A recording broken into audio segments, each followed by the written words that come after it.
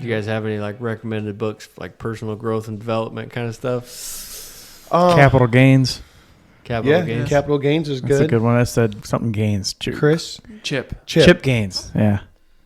Oh, the Magnolia people. Okay. Yeah. Yeah. So he's got two books. I think I might have listened to that. Yeah. They're pretty motivator. You said he had a couple books? Yeah. What's the other one? I know he's got Capital Gains. No Pain, No Gains. Yeah. No Pain, No Gains. Seemed like I might have either started it. Nothing left to gains. No. One is like his life. That was the one I think I may have listened to. That's the first one you said. Capital Gains. Capital Gains, where he talks about him starting off, his truck breaking down, his soon-to-be father-in-law thinking he's a... Well, he goes to Mexico, too. Yeah. So, yeah, that's a good one because it's funny, and it's... He narrates it, which is funny, too. Mm-hmm. I listened to one called Born to Run, and it about the barefoot runners. Well, he talks about one of the main guy that starts that Barefoot Ted. I remember you going through the barefoot running stage. I don't think I ever went barefoot. You had like the little minimalist. I did go with the flat foot, which killed me. Because you like really hurt your Achilles, right? Yeah. Yeah. I am influenced. You went from no running to 5 miles in barefoot shoes. Yeah. It was 4 miles. I did a 4 mile. Yeah. Like after having done nothing beforehand. Yeah. Go with you. You did it with me once too. Yep. Yeah. I walk most of the way. Little insight into Steve's mindset. Never run before. Read a book. Run 4 miles in barefoot. Dude, mind over matter is amazing. Like it just it really is. But that book, it does go through a lot of stuff, but it goes through him going to Mexico and finding like this mythical runner, you know, and challenging him to a race. Like it's entertaining, and you just read all the running stories. Just the crazy different runs that they do. And it motivated me. I sold everything I had to get them stupid shoes. Broke my body.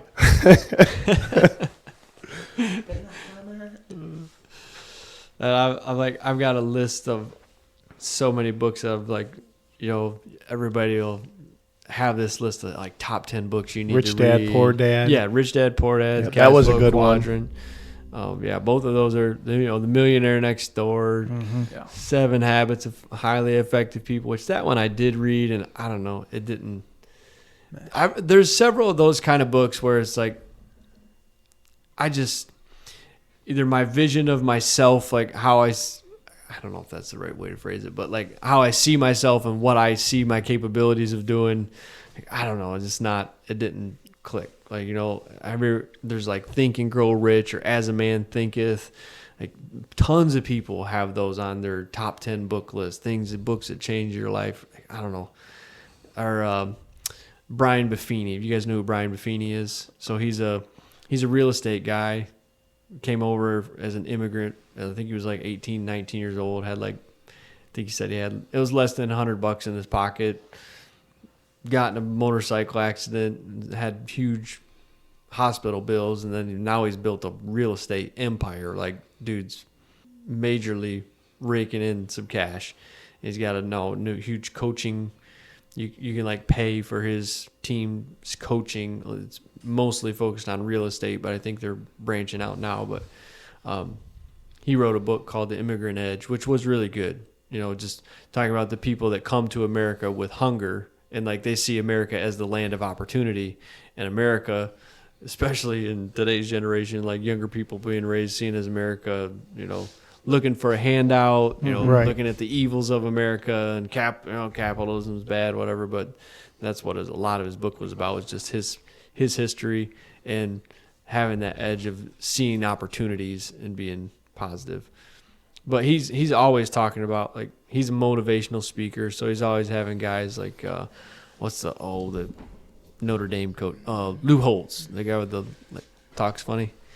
Lou Holtz or Og Mandino or Jim Rohn and all these like motivational speakers, and it's all mindset. And I'll get on a kick where I listen to it and I was like, yeah, the way to go. And then it's just you have a hard time. I have a hard time following through with that. Like, but it really is. I think there's a lot to it. I really do think there's a lot to it.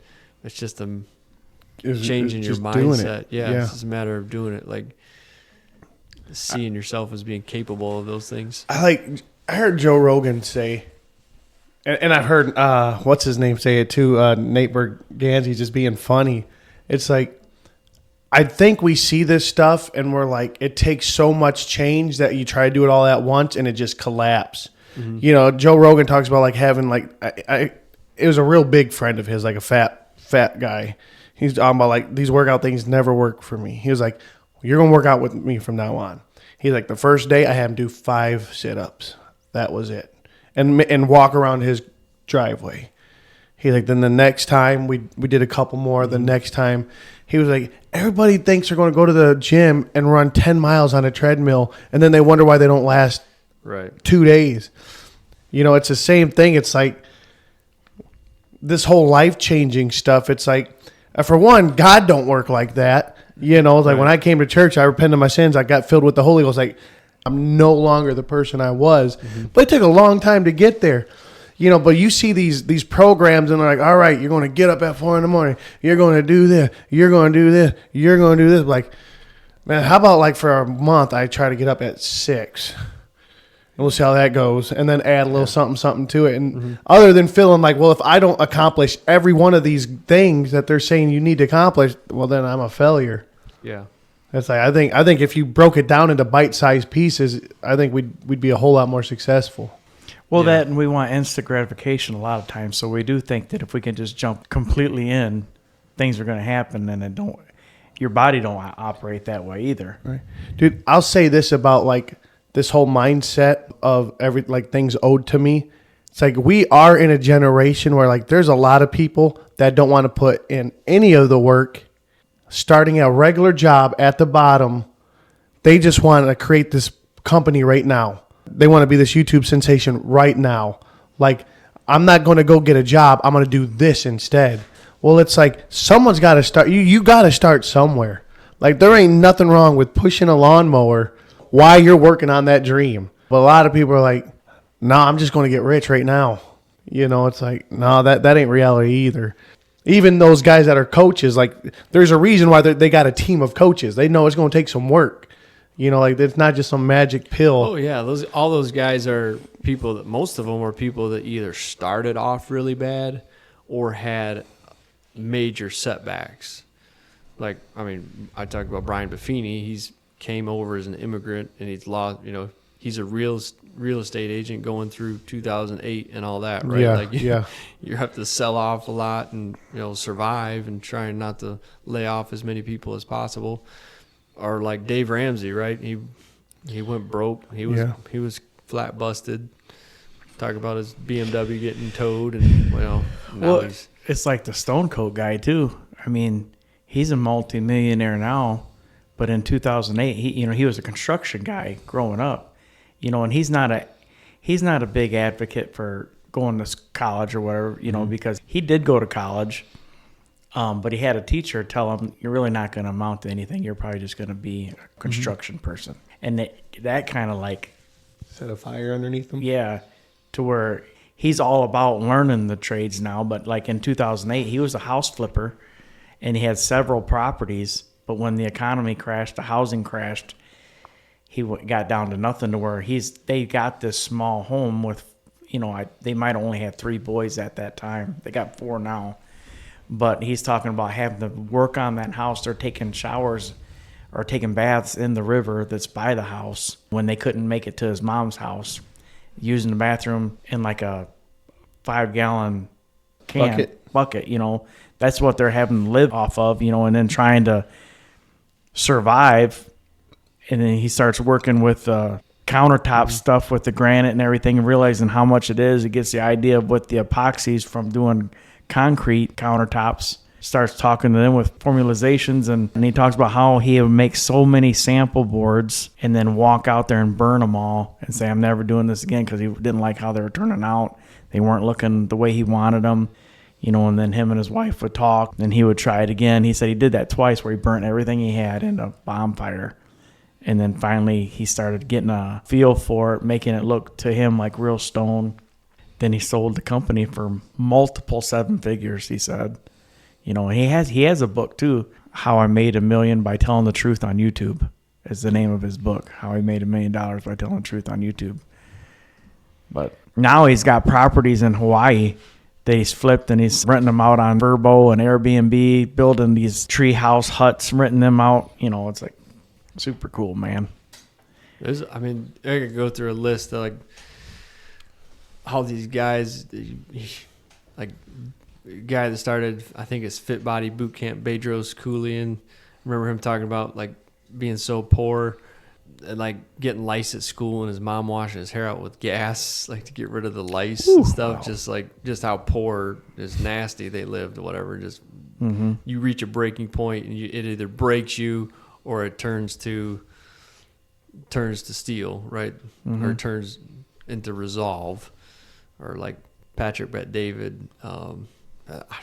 There's so many guys you could look at their story, that like none of them had it easy. None of them had it good. They made themselves. It seems like all of them talk about like a turning point, like a place where you reach like just not happy with it. Like Patrick Bet-David, he talks about his dad. They were poor. And he went to like some kind, I think it was a family event, like a bigger kind of extended family event, and they started mocking his dad. His dad was working at like I forgot what he calls it, like a dollar store type place, a cashier at a dollar store type place. And they started mocking his dad. He's like, I left that. He's like, we're leaving. I grabbed my dad. I said, we're out of here. I'm not going to sit here and listen to that. Like he said, and I made my resolve from that day forward that they would know, Bet-David is his last name. He's like, I will make those people know my dad's last name, and they will respect my dad's last name. And how awesome that name is. It is pretty cool. Like to go into sales. Yeah, you can always bet Davis. Yeah, like what's his name? At the beginning of his podcast, like somebody made a riff, like a little rap line, like, "Why would you bet on Goliath when we got Bet David?" Yeah.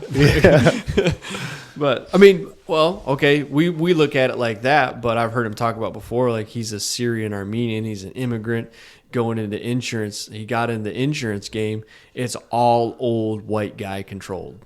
Yeah. And like trying to be a young immigrant Middle Eastern guy trying to break into the insurance agency, like people looking at you like you're a scammer, and like just the hustle and the grind of it all. It's not easy. Yeah, man, there's a lot of books. Like some of them I've started, some of them I've read and probably should go back and reread to try to apply. But one did come to mind that like I think is a good book for anybody to look at. It's called Atomic Habits by James Clear. Really, really interesting about like just understanding how your brain works. Like our brain is the habits and the routines we form are like, our brain's like water. We seek the easiest route going downhill. That's why like you make assumptions about people, because that's just a pattern, right? Like, hey, I see this type of person. I think I see a guy wearing Carhartt and whatever, I see like lime green. He's a construction worker, right? Yeah. So your brain is trying to think less all the time. Your brain is trying to make it easier, make less decisions all the time. So like the ways it develops that. And it's just a really interesting book if you're looking at trying to change some things or build some new habits. It's a good read. There's another one called The Power of Habit. I can't remember. So Atomic Habits by James Clear. Really, really good book. I don't know how many we want to go through. Yeah. I know. There was another one. I'll mention this, and I would think this one would be a good one for you younger guys to listen to, and then maybe Brother Bromley having a younger son too. There's a book called Wild at Heart. And it's talking about, I think his name's John Eldredge. And it's talking about young men and how our society has lost some of the attacks on masculinity and things we've lost. Like a lot of older societies had like there was a process you went through and you became a man. Right? Like there were certain stages of life you reached and you gained responsibility, and now dad was like, that's your job. Right? Like that you went through this, you're a this now. You handle this. I'm not taking care of that for you. And then eventually there was and some of it's hard to apply to today, right? I can't just take a month off with my son and go on excursion into the wilderness, and now you're a man. And, there's some of it you kind of have to try to figure out how to apply. But it's just a really interesting. Take their phone charger away. Yeah, yeah, for sure. But I don't need my phone. I have my PS5. But it was just it really made me consider some of the ways I treat my son, like and how I want to, like when he gets a little older, approach him becoming a man, like becoming responsible, taking on his own direction for life. It's just a really good book. If you ever want to, the guy who kind of got me thinking about discipline, we talked about discipline before, Jocko Willink. If you ever want to get somebody kick you in the pants motivated, that's go read some Jocko Willink. His Extreme Ownership. He's got several books, but and I don't know how much of our audience is looking for that kind of stuff, but I don't know. It really interests me. Do better. I need to apply a lot more of it to my life. Yeah. Jordan Peterson, he came out with this series called, I think, Dragon Slayer. And it's basically geared more, I think, towards young men. Yeah. And it's all about, you need something to conquer. You need you need to find your dragon to slay. Like, it's going to be hard. It's not going to be easy. But, that's what we have lost, is like that drive to get out there and explore what's next, or take on something that's hard, just to do something hard. His that's a really good read too. 12 Rules for Life. That's what I was gonna say. He wrote that. It's a really good book. I haven't got the other one. The next one's called Beyond Order or something like that. Dude, I listen to I try to listen to a lot of his interviews. Dude, that dude's smart. Very. Some of his stuff, I tried listening to his book called Maps of Meaning. It's 35 hours long. Wow. I think I made it 2 hours into it. It's just too much. There's some books, a lot of books I do audiobooks because I can be at work, I can be driving, I can, you can be otherwise engaged, mowing the lawn or whatever. Yeah. But I think to go through that would be you have to sit down and make notes and highlight and try to figure that stuff out, because it's his level of thinking and trying to explain stuff goes over my head, a lot of it. But. That's why I like his interviews, because it breaks up. It's not just him. Yeah, he definitely has I think he's a very positive voice for young men. If you wanted to try to find a little bit of direction, somebody that's been talking about things young men should be reaching for, he's a good voice. Yeah. Yeah, I'll say this, he is all about, do not neglect to encourage. Your children, young people in general. It's and I've been trying to do this a little better, but just that good job can go a long way, and it's we knock out so much potential of these kids because we're not encouraging them. It's, you did this wrong, you did this wrong, you did this wrong. He's like, well, what did they do right? Yeah.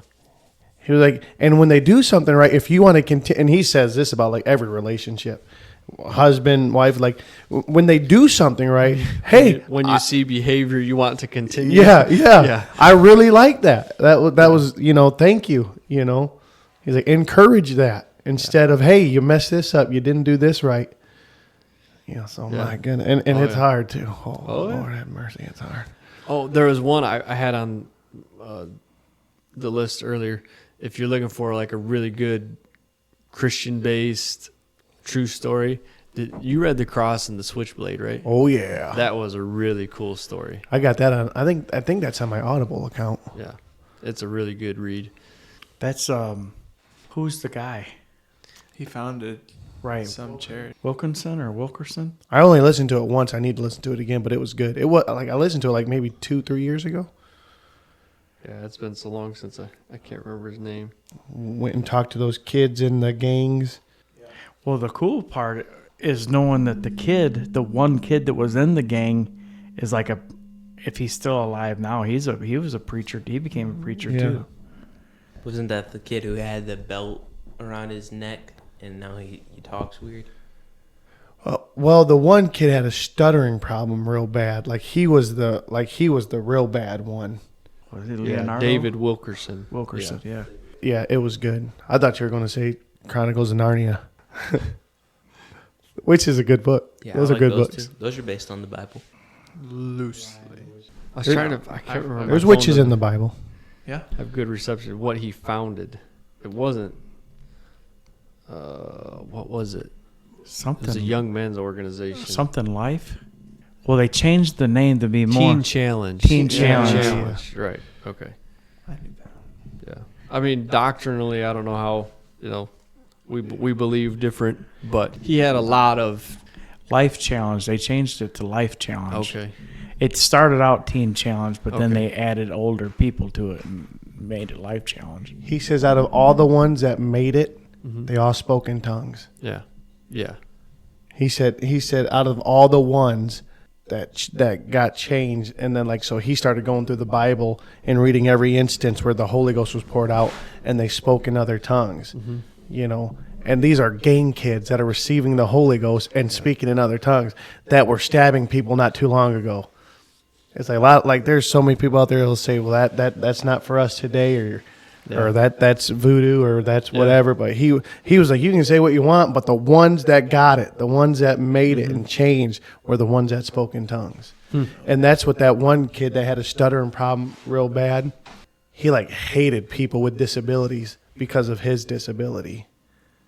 And I think it was when he started testifying, his stutter went away. And God touched him, and he didn't stutter anymore. But it was pretty cool. Definitely a good read. Yeah, man, I got so much to do now. I got to hit that habit book before I get into all this supernatural stuff, though. No, it's a really good. Just like any book, you can read it and forget, and you have to go back and look at it. Right. But it was really cool. I try to remember which one it was in. If it was Atomic Habits or The Power of Habit, it talked about a guy who had some kind of brain. He got a super bad infection, and it went in his brain and damaged his brain. Brainworms. What's that? Brainworms. Yeah, no, it did affect his voice. But then, he knew nobody. He couldn't hardly remember anybody, but he couldn't learn anything.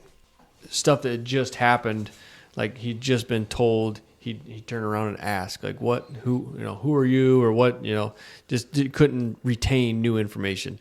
But his wife, they got him home, just dealing with his condition. His wife would take him on the same walk every day, around the block or whatever, through the park.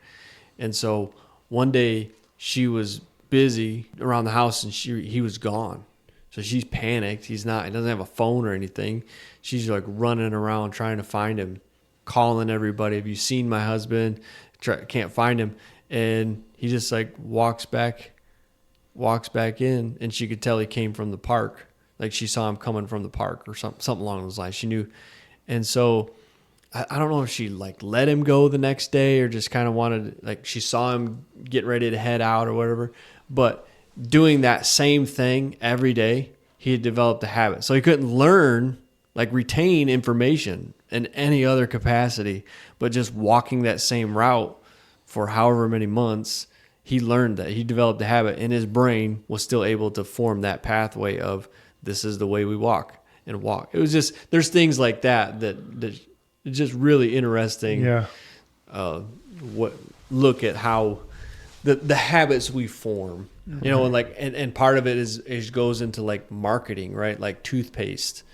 One of the examples is toothpaste. It doesn't, like, the fresh feeling we think of really has nothing to do with cleaning your teeth. It's all about like you feeling that fresh feeling and you think your teeth are clean.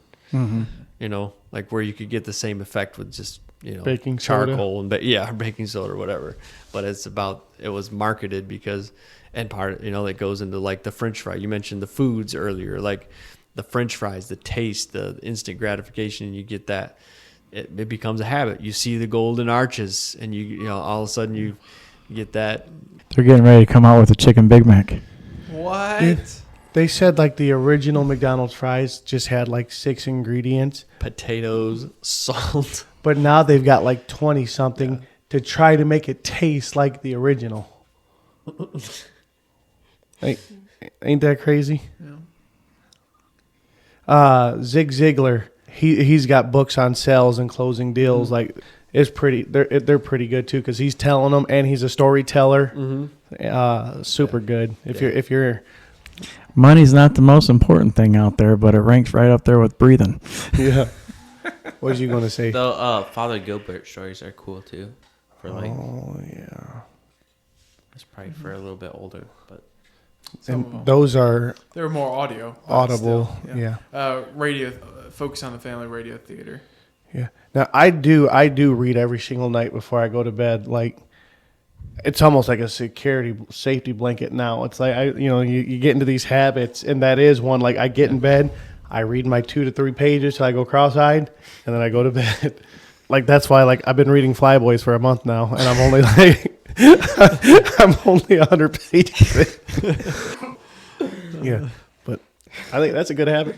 Yeah, it is a good habit. Something we've actually, my wife and I have started talking about doing that. Like I've set a couple books on the nightstand, try to stay away from the phone, read some books instead of. Now I'm on my phone 4 hours before I get to that point. Like don't let anybody. I'm not no high and mighty over here on this. I read book stuff. Like I also play games. That's really the reason why like. People like will stay away from that motivated stuff, because it's like, oh man, I don't know if I want to give up what I'm doing, Yeah. But if what you're doing ain't working, you got to do something different. That's why I need a Jocko to kick me. I don't know if I still have it. Like I even had his, like you can go on Apple Music and you can download like ringtones for your alarms. I'll see if I can find them. That's why I do. That's why I started doing the cold plunge, because these tough guys are like, I do this because it's hard and it's just what I like to do. The other day it was like supposed to be like 100 degrees. I was like, I'm running today because it's hard. I want to do it. I want to just see if my body can handle it. I only did 1 mile. I couldn't do 2. And I was about throwing up. that's why I jump off stuff. There's a whole part of your brain that doing hard things that you don't want to do, develop. It's like a muscle. Yeah. Where you have to put pressure on it. You have to injure it for it to grow. Listen to Andrew Huberman. He'll tell you all about it. There's a part of your brain that when you do things that you don't want to do, you make yourself do it.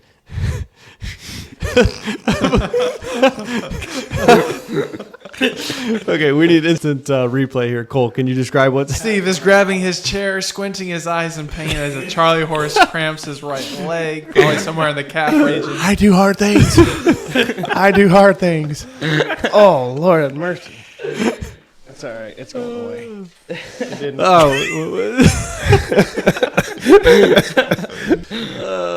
I'm thinking they're like an assassin, man. They sneak right up on you. I drink plenty of water, dude. I don't get it. Gotta get some electrolytes, bro. We need a new sponsor. Element Liquid IV. Sponsor What's the your show. favorite water hydration drink? Is it just water, or do you do the ones with the added? Yeah, I do Element, and sometimes Liquid IV. Is that the stuff you ordered, or is that the stuff you can get out of a store? You can buy them on Amazon now. The Element you can buy on Amazon. You can get them cheaper if you order them straight from Element. The Liquid IVs are like the same price everywhere, whether it's Amazon, Walmart, directly from them. So Walmart has Liquid IV. It's by the They're just lower, and there's packs. like those And there's other drinks now, like because of Liquid IV and Element, that are like the no sugar, Liquid death. Yeah, the electrolyte drinks. You're just looking for. Yeah. It's like So they got the sodium, Gatorade sodium, water. potassium, magnesium is the main ones. Are Monster's got a water. potassium. Sorry. Everybody's got a water now. Yeah, I did have a first time today. I had a Prime, like just the. Are you all right, dude? I believe you. That was What's not going like on over there, man? I don't know, dude. It's late. I'm gonna pull a map. I mean, never mind. Who? My pal. Bigfoot. I did have a strawberry banana Prime, but it was, I don't know if I didn't read all the ingredients, if there's like added sweeteners, but it's like 25 calories, and it was pretty good. But like any of that stuff is there's a lot on the market. I like now the that's body armor. higher electrolyte, lower sugar things. Anyways, doing hard things. There's a part of your brain that's like a muscle. When you do things you don't want to do, you make yourself do it. That part of your brain grows and allows you to go. Allows you to do harder things later. Makes it easier to do the harder things later. Yeah, that's right. Once you've done it once, like you don't want to do it necessarily, but once you've done it once, then you'll have this new skill that you can start. That's doing. why I work out. That's why I run 2 miles now every time, because I did it the first time. I can't let myself run less, Yeah. knowing I did it once already. So typically other than when it was super hot out that one time, Yeah. that's what I run 2 miles. What really got me thinking about this topic was I read a quote a while back. When I read it, it was attributed to Socrates. When I read about it today, like trying to find out who really said it, that they weren't sure who really said it. Herodotus. But yeah. Herodotus? The idea is that great men or people that are seeking to be great talk about ideas. Average people talk about events, and just below average people just talk about other people. Yeah. Essentially, You guys know where that's from? There's a couple different versions. No. Steve from Creative Foam, he has that posted on that door that gets opened every single day. Oh, does he? Yeah, and it does say Socrates. Yeah, I remember seeing that. But that exact quote, we see Yeah. it every time we clean. I remember reading it once and seeing that it was. Just trying to be small- more aware of, like, for one, not talk about other people. Mhm. That's a given. If you have any kind of Bible understanding, gossip ain't good. Right. But then just sitting around talking about everything that's going on, it doesn't really do that much for me. I'm not against doing it. I like doing it, engaging in. You men of Athens are this- too superstitious. Yeah. Just talk about everything, but there should be growth. There should be ideas you're open up to. There should be things that you're trying to learn along the way, not just complain and gripe about. That's one thing I do hate about, like, the Republicans. Even when I got to an age where I could kind of look at it, like, you spend the 4 years that there's a Democrat Congress or a president, you gripe and gripe and gripe and gripe and gripe and complain, and then you get it in your hands and you do nothing to improve it. Right. It just gets worse at a slower rate. Right. Dude, the more I So- pay attention to both sides, the more I realize the only thing's different than what they stand for. Like, The only thing different is they're completely opposites of each other. no. Look, Donald Trump won't answer a question. Right. Oh, yeah. Kamala Harris won't answer a question. Right. They both will dodge a question. Like the Matrix. Yeah. Right? Like, they both, like, you'll blame the other side. You'll blame the other side. You'll lie about everything you've accomplished. You'll lie about everything. Like, they're exactly the same, but different. Like, I mentioned Dave Smith earlier. He talked about he does a lot about the Israel Palestine situation, but he's more of a libertarian guy, and he talks a lot about that. Like, I don't know if you can call it a psyop, intentional, but really the people with power really benefit when we're fighting over transgender bathroom deals. Like, I'm not saying that's a good thing, right? I'm not for boys and girls bathrooms, right? Don't take this, but Not at all. But what does that have to do with us starting new war, allowing Russia and Ukraine and all this stuff, or the Israel and Palestine, all the money we're sending there and nothing's getting fixed, or the fact that we're 35 trillion in debt now, or whatever it is. Right. Obese is all get out. We're dying of obesity. More poor people in America die of obesity than starvation, right? Like, we have major problems in this country that have nothing to do with boys and girls bathrooms. Right. So I would rather join forces with someone who's just for moderation, and let's try to fix some of the corruption at the federal level. Like, I loved that RFK and Trump got together, right? Yeah. So RFK has a very clear ideology, right? He's definitely far more left than Trump is. He used to be a Democrat, and he's still got very Democrat things that I think of as Democrat leanings. But he's not for government mandates of vaccines. And there's a lot of, you could go down the list of things, but we need more of that and less of Trump talking about how stupid Kamala is, and Kamala talking about what a felon Trump is, and everybody getting caught up in that. Right. How do you even have that conversation? Because both sides only work on the extreme, the candy stick. Because I know Democrats. Because we're humans, right? It matters to me when you talk about abortion. I'm just saying, like, how do we do it? That's what I'm saying is, like, because we're not the one. I mean, we got a podcast. We do got a voice, but like, how do we, how do we find out, because I don't think every, like Democrats are evil, right? And I don't think Republicans are good. I just think they do make it out like you're a Republican. Racist. You're racist, right? You're Democrat. You love killing babies.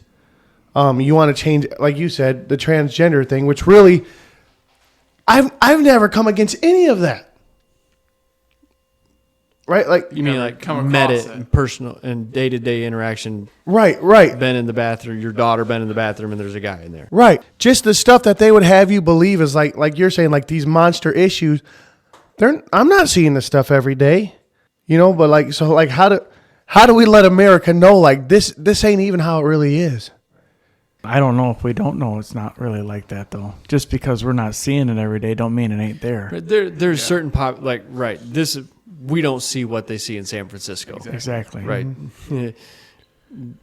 That's true. Right. But like the bigger problem is the family structure, right? Why we have so many abortions? Why so many young people being arrested? Why, it's not because of transgender, right? Transgender is a symptom of the great problem. Right. It's because like they've stripped away the moral value of families, right? I agree.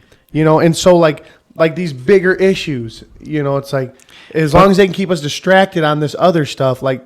Yeah, but the more that stuff's pushed in the school, the greater it's going to be. Yeah, the more it is going to be effective and more it's going to be influencing our future. So that's where it does have to, I mean, whether or not it's a sticking point or it's minute right now, if they're getting it into the school and they're pushing it to where the kids are getting showed this on a regular basis, it's just going to be another form of lifestyle for the whole next generation. I think it's just balance, because I've heard what you're saying and I get it and I agree with it to an extent, right? When I hear RFK, and I remember, I think it was his speech when he was talking about the kids, and like he named these issues that are really existential. They're existential issues, meaning like they threaten the existence of our country. It's like declining birth rates and things like that. Then it can be, and then I think about something like the transgender debate, which is, and it's more, and it makes it seem to pale in comparison somewhat. But then there's also, so we can't, there has to be a balance where we can't then also just focus on the big things, which are totally important. We have to do it. But then, you save the country, and the country becomes something evil that you can't even support, right? Because it's overrun with things that are blatantly against God's word. So I think there is a balance where and maybe we're on the side of the balance right now where we're focusing too much on the more clashing issues. Yeah, I'm not saying we should balance. ignore it. Yeah. Right? I'm definitely not arguing we should ignore it. Mm-hmm. I think it's awful. Yeah. Right. But I can't let that. I don't know how to phrase it. There's so many bigger problems than that. Like, okay, like all the drugs in America, right? How much money do we spend fighting drugs coming across the border? And we talk about we can't have open borders because there's so much drugs and the fentanyl and all this stuff. So we totally focus on the supply. Yeah. What about the demand? Yeah. What do we change in America to where there's not that much demand for it? Right. Where there's not as many people trying to get that high all the time, looking for a hit of fentanyl. Right. Right? Like, how do you fix that? Right? If there's not, you have to do both. Right. You have to do both. We can't just let all the drugs that they can bring come over. But at the same time, we spend a lot more money focusing on the evil of the Mexican cartel bringing it over. They're not giving it away. They're selling it to people that want to pay for it. Right. So It's got to start right here. Yeah. I think the balance is right just now. the big. That's why you need people like RFK on that, because he will talk about the more. I mean, like Ron DeSantis, way more focused on cultural issues. RFK more focused on like the existential things. We're at 3 hours.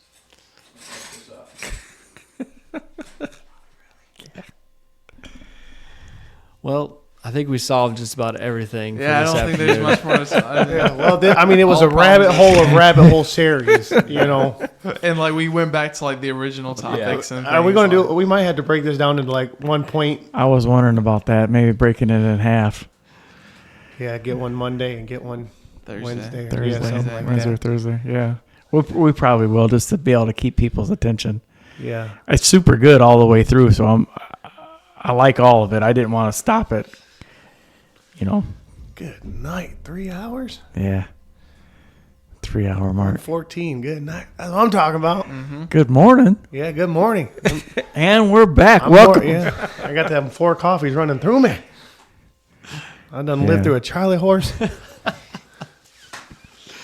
Yeah. I mean, I know exactly what you're saying. I just, there's some things that I fall back on because of the biblical principles, because a lot of the other stuff I don't understand. When it comes to who's really in the right with Ukraine, with Russia, what giving them money, is that really the right thing to do, or is it not? I don't know. I don't know. I don't like that we just keep giving money away. Yeah. But then we got people that are on the right and the left that are for it. Yeah. But I know bottom line that abortion's wrong, in my mind. So that's an easy point for me, for swaying on how I'm going to vote. Now Trump's coming out blowing all that out of the water, but where I feel that it's safer with him is that I don't feel It won't be actively advocated against at the highest level. right.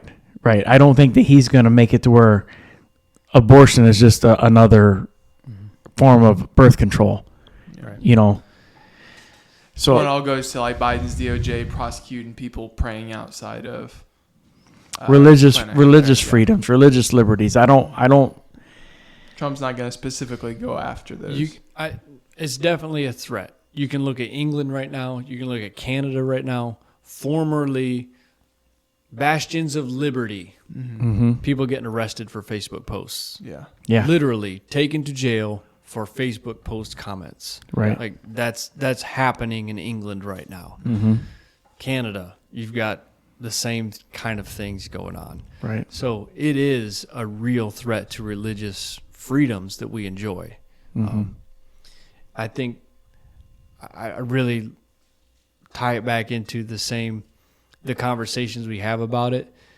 It's hard because we talked about the World War II. We always saw ourselves as the good guys. You're raised, taught, we're the good guys. We fought back evil empire of Japan. We fought back the Third Reich, saved democracy, saved all the Jewish people, except for the ones they gassed. Right. Okay, well, we killed a lot of people. Yeah. We did a lot of things. We burned a lot of civilians, bombed a lot of civilians. Yeah. Evil was done. Okay, the deal with Ukraine and Russia, people that understand the history of it, we're part of an aggression with NATO. Yeah. Okay, True. We've been increasingly encroaching on Russia, and I'm not pretending to be You're a scholar, have an my friend. in-depth Eastern knowledge European, of this, but I've listened to enough people talk about it that have this same thread of Russia has been provoked, right? And we know that Ukraine, the connections between Ukraine and just the Biden family, Right. right? Crooked. So, right. Ukraine was known before this as a bedrock of corruption. Right. Okay. So it's not as Kamala put it, Russia's a big country and Ukraine's a small country, and that's not good for big countries to pick on small countries. Pretty much word for word what she said. Right. Okay. That's presidential material right It's there, folks. not that simple. No. It's not that simple. Israel and Palestine. It's not that simple. Yes, October 7th, horrible. Killing a bunch of children is awful. Right? The whole deal is bad. But so seeing that, knowing that we're not always the good guys, we haven't done everything right, we're far from perfect right now, and it seems we're tending in a bad direction. What are the ideas that we are founded on? Religious liberty, freedom of speech, having the not democracy but a republic where the people should have a say, right? And we're Right. drifting further the people, and further. the government away from for what the seems- people. Right. And so we keep drifting further away, and we're talking about events. We're talking about, Trump said this, Kamala said this, and we're drifting further away from the ideas Right. and getting caught up in the events and missing what we should have been, what we could have been. All right, we started revolution because they charged us taxes on tea, Right. and now they're They're getting ready to arrest Elon Musk soon because of the freedom that they have on X. Oh yeah, you mean if he went to like France or whatever? Yeah. they'd arrest him if he went They to erupted, France. The European arrested Union. the what is it? Telegraph, Telegram. I think. telegram. And our guy, right? He was like that should send a warning to Elon Musk. I think it was somebody. It wasn't it the cross dresser I don't know. war guy? Rachel Levine. No, it started with a V. It almost sounded like Voldemort. Oh. I see. That's I know. that's Harry Potter. What? Yeah, that was him. He was big in the Trump impeachment first time around. Maybe he's. I haven't heard anything about cross-dressing. Well, I don't know. I thought it was a transgender. I heard several people talking about this, like the arrest of that Telegram guy. Like that doesn't happen without American approval. Like you don't make a move that big without, Well, it sends a message. right? Yeah. And he came out and said, Elon Musk got to pay attention. Like, because they don't want freedom of speech. They do not want us to have the liberty to say what we want to say. They want to tell us what's going on. Yeah, and that's why the balance, kind of almost a two-front. I don't want to say war, but focus that we have to have is trying to be as moral and keeping our ground against existential threats, whether it be countries, World War III, which we could irresponsibly provoke at any time, basically. Right. And issues like the drug crisis, like leading cause of death, overdose. There's and just with the food, like just loot and decreasing the population decrease. I even said the word earlier, and I can't remember what it is, but population decreasing, basically.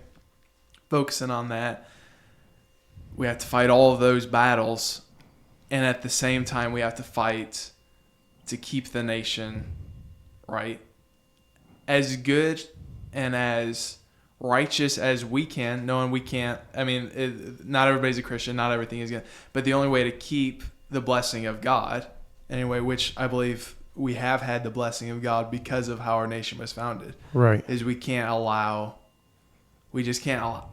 and eventually probably the day will come where it is completely overrun with vile, disgusting, baby murder, all kinds of immorality. So what do we do? Do we start our own grassroots movement? Right? I mean, whose responsibility is it? Do we stand back and pray? Which obviously we have pray. to pray. Yeah, you have to pray. But I mean, is it? I guess the best we could do is, if we're not trying to be political, I mean, we door knock. I mean, try to get out there and win as many souls to Christ as possible. I mean, that's what we have to do. Yeah. We have to pray for our country. We have to stay prayed up, and then we have to witness to other and let them know that, hey, there's coming a day, or we have no promise of tomorrow anyway. Right. So that's our mission. Right. Because here's the thing that blows my mind is, like, we're living in a world right now where it seems like everything's 50-50, and I can't understand it. Good and bad. Mm-hmm. But the Bible talks about how there's going to be a day where the things that were good are called bad, and the things that were bad are now good. Right. And I mean, we're just living in a time where all that kind of stuff's just unfolding before us. Mm-hmm. But nobody knows the day or the hour, when Jesus is coming back. And just like what we had talked about earlier, is like our world has seen things get super bad and then get better. Right. Like worse than what they are now, and then get better. Right. Because that's why nobody knows the day or the time when Jesus is coming back. That's why you can't live like it's like you shouldn't be doing anything, because God must be coming back right now. Exactly, but we don't know. Right. So you have to plan for tomorrow like you're going to live tomorrow. Mm-hmm. But you have to live today like he's coming back. Like it's your last. Yeah. Mm-hmm. We have to work on the intrinsic stuff naturally that we can, right? And just trying to do what we can to change the moral standing that America might have, and pray for the leaders for the more existential problems, right? Yeah, that's how. As of now, without getting involved in office, that's the only way to fight both battles. I feel You can't get out there with a picket sign and cause violence. Right. And like there's so much of that. Like even with grassroots movements and with little groups and stuff, it's like if it's politics, no matter what, people are going to take it with the spin on it. Like, you guys are just here to cause trouble. Yeah. To where if we're just telling people the good news, it's like, well, yeah, I mean, they've been hated Christians been right. It's such a. I do have a hard time sometimes finding the balance between, like, what should I do as an American and what should I do as a Christian? Mm-hmm. Right? Like, I can't. If I'm solely concerned about America, then I'll fight for different things. If I'm solely being a Christian, you have to realize Jesus said, rejoice when they hate you, when they revile you. They hated me first. Mm-hmm. Right. You're going to be hated. You're going to be despised.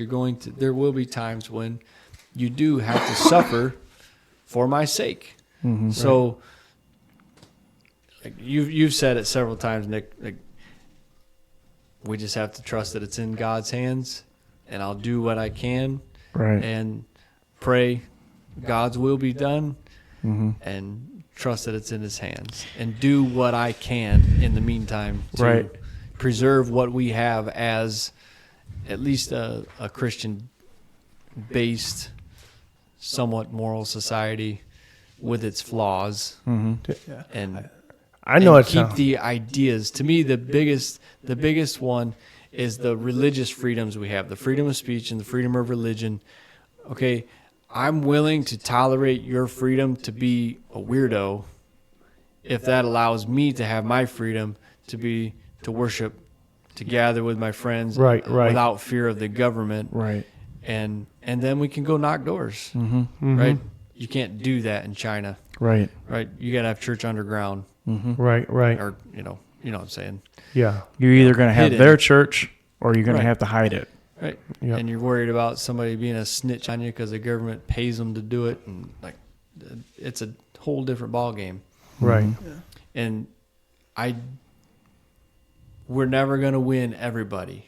We're never going to get everybody in America to be a Christian. Even though Just- they'll claim it. Yeah, there's a lot of them that claim it. But so what's more valuable for me to fight for? Freedom to me is the main thing to fight for. Everything the government does to take away freedom, to restrict liberties, is an inch closer to them taking away Freedom of religion. freedom of religion. Right. Because freedom of speech and freedom of religion are holding hands. Right. Right. Because if they can make the Bible hate speech because Right. of what's in there, then we're going to have big problems. Right. Right. You talking about the kind of conflict, or not even the conflict, but just knowing where maybe to draw the line is, what am I doing as an American and what am I doing as a Christian? I think it is a more modern problem that they didn't even necessarily have to worry about in Jesus's time, just because we have representational government, right? So there is a part we play in the government, whereas in Jesus' time and for a lot of time since then, Yeah. I mean, like, yeah, you're going to be persecuted. Rejoice when you're persecuted. And also, you have zero say in anything. They didn't vote for Caesar? No, not at all. Render to Caesar. Right. That And which so is it is Caesar. just a different, and it does make it harder to draw the line in that we do. Being a Roman didn't naturally mean that you had any say over anything. Right. It meant you were under Roman rule. Right, whereas being an American, if you're an American, we the people, right, then you are the sovereign in the country, the people. So I mean, that is an added layer of complexity that we have that they didn't have. Now, in that time. Paul would use his Roman citizenship for the good when he needed to. Yeah, Like he did play that card. You throwing me in jail? Yeah. Roman citizen. Yeah. Oh, now you want to you threw me in Persecute all me in public Yeah. and then let me out in private. Yeah. No, you tell him come get me. Right. You tell him come get me. Paul, I love Paul. He wasn't like Jesus. I wish you wasn't the high priest.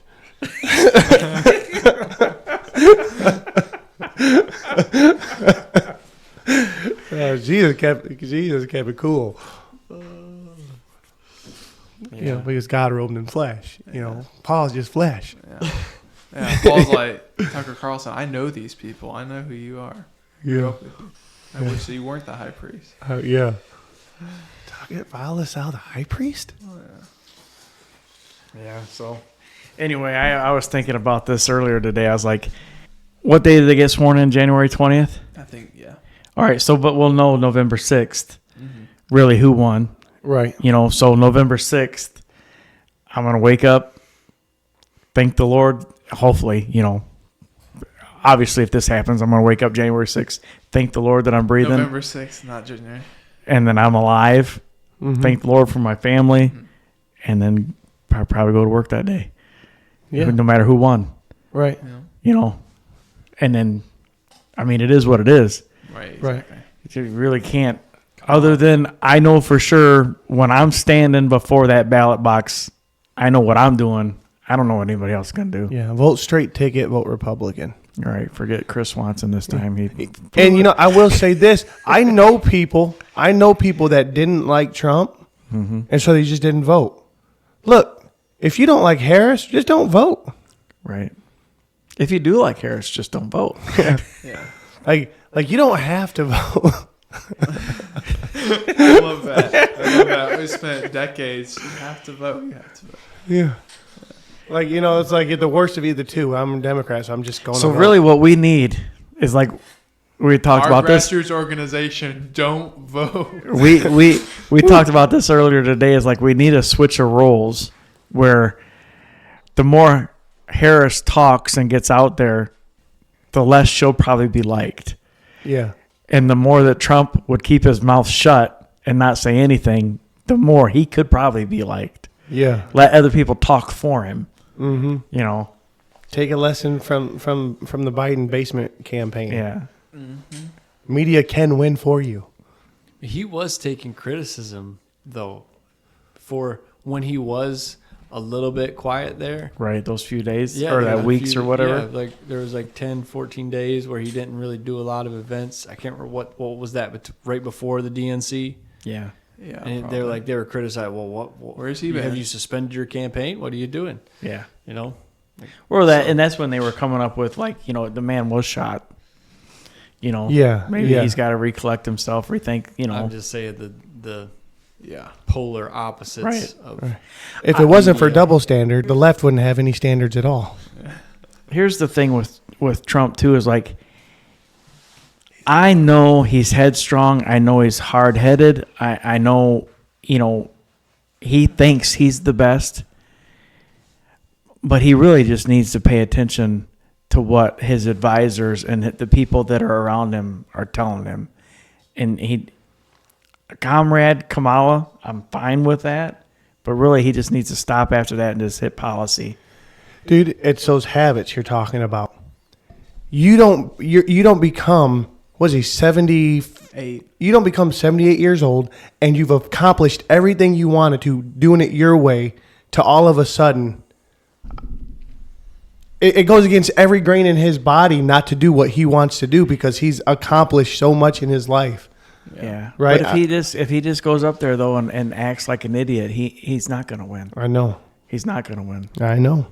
Scares me, dude. I hate every time I hear him talk, dude. When he's doing an interview, when he says things that you'd expect to hear in a shop, like I wouldn't even tell another Democrat, like if they really like Kamala Harris, I'm not going to be like, she's dumb as a box of rock. What are you thinking? Like, cause I got more class than that. Yeah. Here on this podcast, she's an idiot. That's fine. I'm not running for president. Right. He's running for president in the same way, which the people didn't vote for her. Like, I can't say that. Right. But, like, they did vote for Biden, right? It's like the same way they'll call us deplorables, like, offending, whatever, how many millions of people. It's like you're doing the same thing. I guess not because Kamala was not voted for. Yeah. But still, there is a big group of people that want to see her win, and like just by calling her an idiot and That's why he's got it. They got to run on the policy.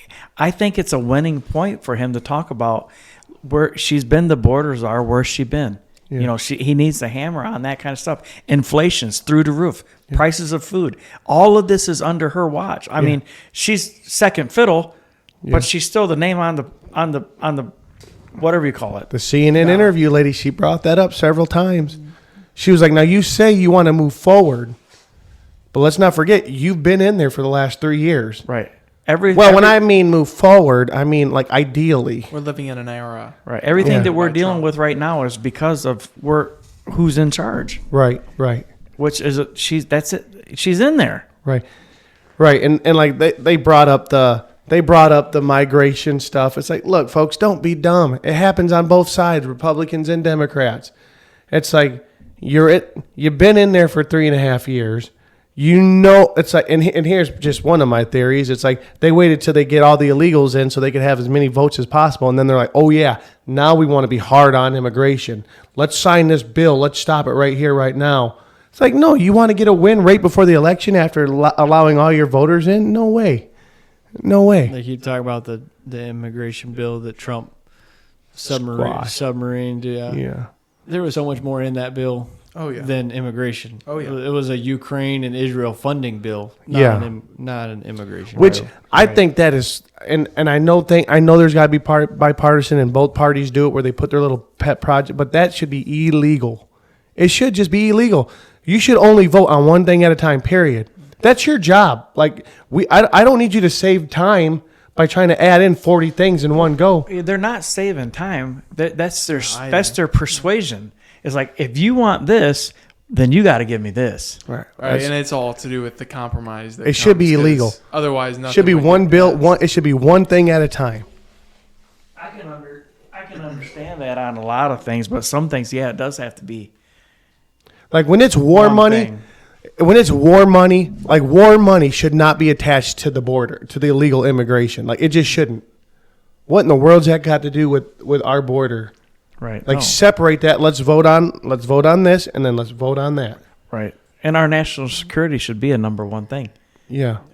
And an invasion of immigrants should be. And my number one on Spanish the- speaking people, I love y'all.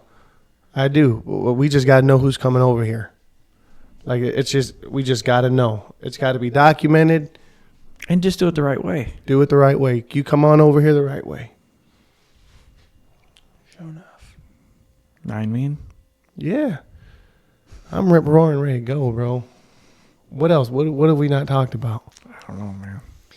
What have we I not? did think it was funny that now they're saying RFK has to stay on the ballot in Michigan. Yeah. I heard that. Yeah. They've been trying this whole time to get him off ballots. Yeah.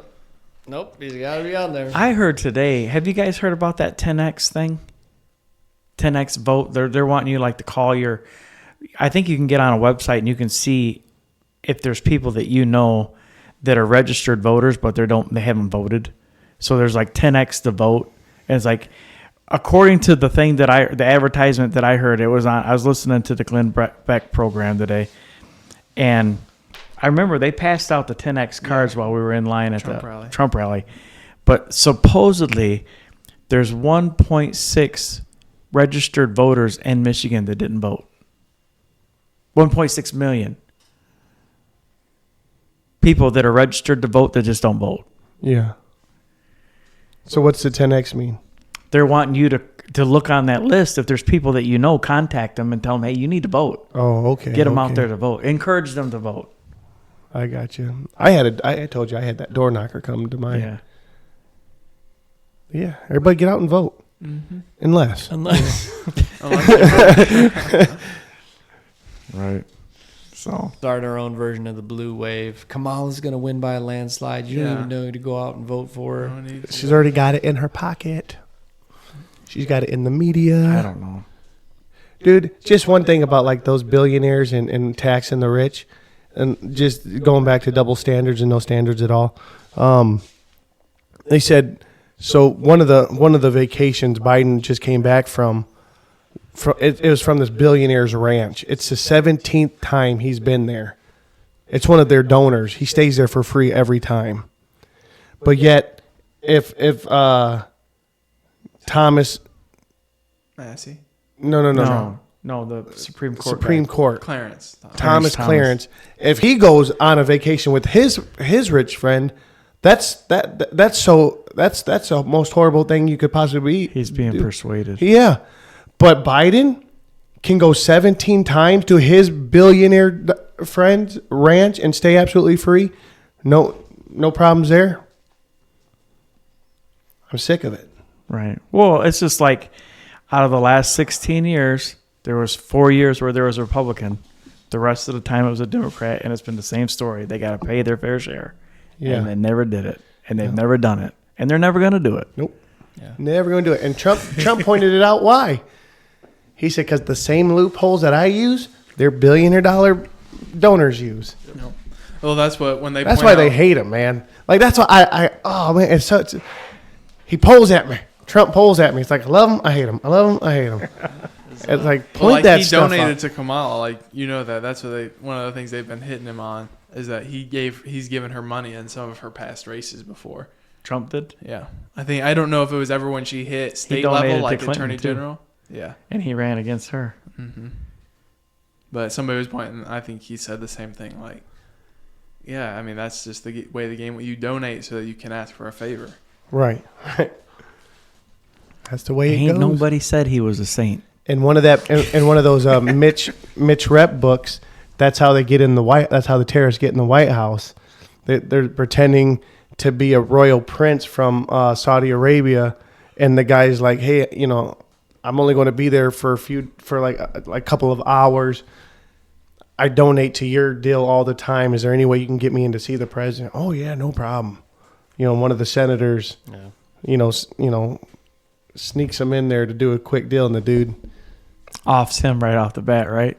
Yeah. So just quick spoiler alert: the terrorists, like as soon as like, because the Secret Service are already like, they don't like this. They're like, this guy's not on any kind of list. You cannot bring him in here. But come on, he donates millions of dollars every year.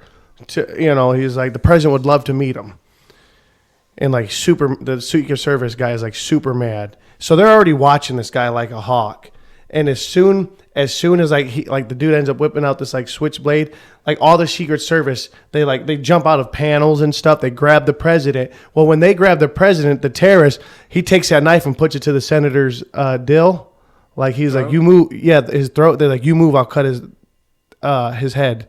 And they just laugh. They're like, we don't care about him. And they just he does it. He kills them. They're like, we don't care. It's about the president, not this guy. He's nobody. Yeah. I was like, yo! They get the president down into the basement, to the vault. And Mitch Rep, hate to tell you this, folks, spoiler alert, he nails it. He gets in there. He takes about 40 of them by himself. Now, where does this fit on the age realm of the books? Adult only? Yeah. Yeah. Because, like it's so funny because, like, there's this people that's sympathetic, and they're like, we'll handle the situation. Because nobody knows. Mitch Rep, he's obviously dark CIA. They don't know what he does. Black Ops. Yeah. And they're having this meeting, and this lady's like, I'll handle it. I'm an expert on negotiations. And she's telling him, like, how we'll give him a few of his demands and blah, blah, blah. And then, like, he just slams his hand on the table, and everybody looks at him. They don't know who he is. He's like, are you out of your mind? And she was like, who are you? He's like, I kill terrorists for a living. That's what I do. And like, and his handler puts him in that meeting because he knows he's going to flip. Like, because he can't stand the bureaucrats. Yeah. And so she gets in there and she gives the terrorist a couple of things, and like she's kind of trying to play with them. And the terrorist marches one of their victims off and does stuff like on camera in front of America, in front of everything. And like the lady goes in shock, and she has to be like carried out in an ambulance. And Mitch Rep's like, my turn.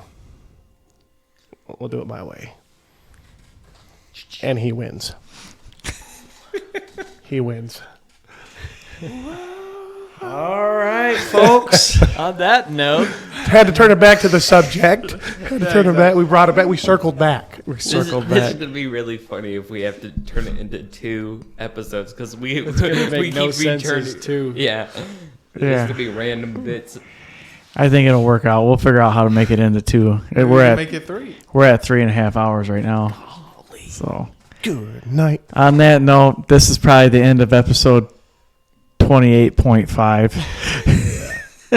Hope you've enjoyed. Hope you found some literature that you're going to check out.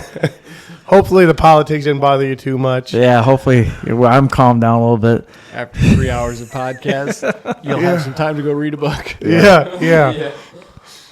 All right, so with that being said, anybody got something else to say? No. God bless. We out. All right, y'all.